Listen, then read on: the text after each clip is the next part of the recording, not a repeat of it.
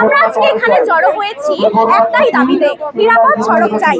পত্রিকার দিকে লক্ষ্য করলে দেখা যায় ছাত্র, শিশু, এমনকি সাধারণ মানুষও মারা যাচ্ছে। আমরা লাশের খবর শুনতে পাচ্ছি না। আমাদের তিনটা দাবি: ট্রাফিক আইন কঠোরভাবে মানতে হবে, 2 ফিটনেসবিহীন গাড়ি রাস্তায় চলতে দেওয়া যাবে না, 4 পথচারীদের জন্য ফুট ওভারব্রিজ করতে হবে। তাই সরকারের কাছে আমার অনুরোধ, এখনই পদক্ষেপ নিন। জানেন যে হাতীবান্ধা লালমনিরহাটের যে বুড়িমারি এবং যে ঢাকা যে মূল যে সড়কটি, এটি একটি মৃত্যুপথে তৈরি হয়ে গেছে। এখানে প্রতিদিনই বড় বড় দুর্ঘটনার সম্মুখীন মানুষজন হচ্ছে। এখানে জীবনের নিরাপত্তা নেই। আমরা বাসা থেকে যখন বের হই তখন এক প্রকার জীবনকে হাতে নিয়ে বের হই। কখন দুর্ঘটনা ঘটে, কখন আমাদের একটা বড় দুর্ঘটনায় আমাদের জীবন চলে যায়, তার কোনো নিশ্চয়তা আমরা দিতে পারি না। আমরা যে পরশুদিন যে আমার চোখের সামনে যে অ্যাক্সিডেন্টটি হয়েছে, একটি ট্রাক একদম দুরন্ত গতিতে আসছিল এবং সে মানে হেলিয়ে দুলিয়ে আসছিল, মানে সে মাদকাসক্ত ছিল। হেলে দুলে আস্তে আস্তে একটি অটোর উপর উঠে যায় এবং অটোর সঙ্গে লাগায় দেওয়ার সঙ্গে সঙ্গে ওখানে স্পট ডেড হয় 2 জন। পরবর্তীতে শোনা যায় আরও একজন স্পট ডেড হয়েছে। তো সেই ট্রাকটি ওই অটোটাকে অ্যাক্সিডেন্ট করে তারপরে আমার সজোরে গিয়ে আমার দোকানের ভিতরে ঢুকে পড়ে এবং অল্পের জন্য আমরা ওখানে কয়েকজন ছিলাম, আমরা অল্পের জন্য রক্ষা পাই। যাও আলহামদুলিল্লাহ আমরা বেঁচে আছি, কিন্তু এভাবে আর কতদিন চলবে? যাও, আমি সরকারের কাছে আবেদন জানাই যে আমাদের হাতীবান্ধা বুড়িমারি পাটগ্রাম যে লালমনিরহাট যে ঢাকার মুখী যে রোডটি আছে, এটিতে হাজার হাজার ট্রাক বালু পাথর নিয়ে বাংলাদেশের বিভিন্ন জায়গায় যায়, কিন্তু এই রোডটা এত অবহেলিত কেন, এটাই আমরা বুঝতে পারি না। সবার প্রতি আমার অনুরোধ, সরকারের প্রতি আমার অনুরোধ, এই রোডটিকে একটু সংস্কার করে 4 লাইনে উন্নত করার জন্য বিশেষভাবে অনুরোধ করছি। আসলে হাতীবান্ধার মধ্যে আমাদের এই রাস্তাটা হচ্ছে একটা কি মানে ঝুঁকিপূর্ণ রাস্তা।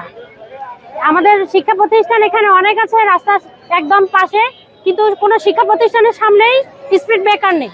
তো আমরা স্পিড ব্রেকারের জন্য আর কি বিশেষভাবে বলছি যে আমাদের প্রতিটা শিক্ষা প্রতিষ্ঠানেই যেন একটা করে স্পিড ব্রেকার দেওয়া হয়। লালমনিরহাটের মানুষদেরকে আমাদেরকে মানুষ মনে করা হয় না।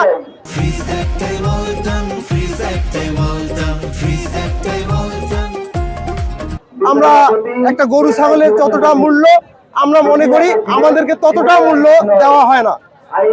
তো আমি আপনাদের মাধ্যমে দেশের সরকার এবং সরকার বাবুদের দৃষ্টি আকর্ষণ করছি যে তারা আমাদের দিকে একটু সুদৃষ্টি দেন। এই রাস্তাটা অন্তত আমাদের এই প্রাণের দাবি, এই রাস্তাটা 4 লেনে উন্নীত করে আমাদেরকে মানুষ হিসেবে স্বীকৃতি দেন। আমরা শুধু মানুষ হিসেবে বাঁচতে চাই, আমরা আমাদের জীবনের নিরাপত্তা চাই।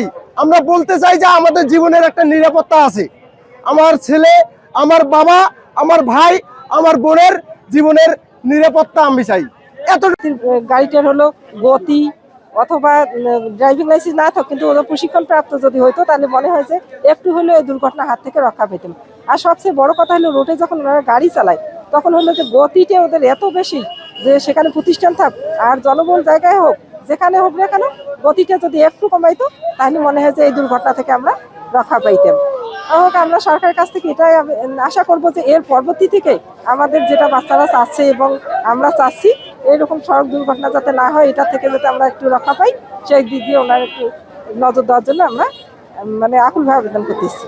আমাদের হাতীবান্ধায় এতগুলো প্রাণ গেছে, অথচ আমরা মন্ত্রিসভা থেকে কোনো প্রকার আশ্বাসজনক কিছু পাইনি।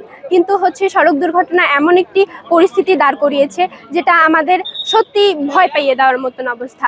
হাতীবান্ধায় এখনো অবধি অনেকগুলো প্রাণ গেছে।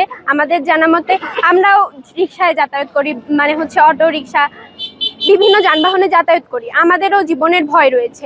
কিন্তু এর ফলে কোনো রকম পদক্ষেপ গ্রহণ করা হচ্ছে না এখন অবধি। তাই দাবি আমরা নিরাপদ সড়ক ব্যবস্থা চাই।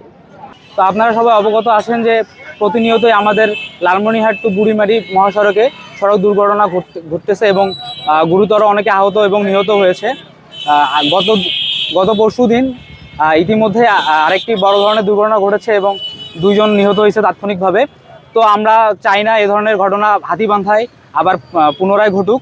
এই কারণে আমরা জনগণকে সচেতন করার জন্য লিফলেট বিতরণ এবং প্রশাসনকে আকৃষ্ট করার জন্য যেন তারা এই বুড়িমারি টু লালমনিরহাট রাস্তার এবং বিশেষ করে হাতিবান্ধায় বিভিন্ন স্থানে রাস্তায় ক্ষত ভাঙাচোরা গেছে এবং ক্ষত রয়েছে, যেগুলো দ্রুত সময়ে মেরামত করা প্রয়োজন এবং রাস্তাটা অন্ততপক্ষে সাময়িকভাবে চলাচলের উপযোগী করার জন্য আমরা মানববন্ধন আয়োজন করতেছি, যেন প্রশাসক দৃষ্টি আকর্ষণ করে তারা দ্রুত কোনো পদক্ষেপ গ্রহণ করেন।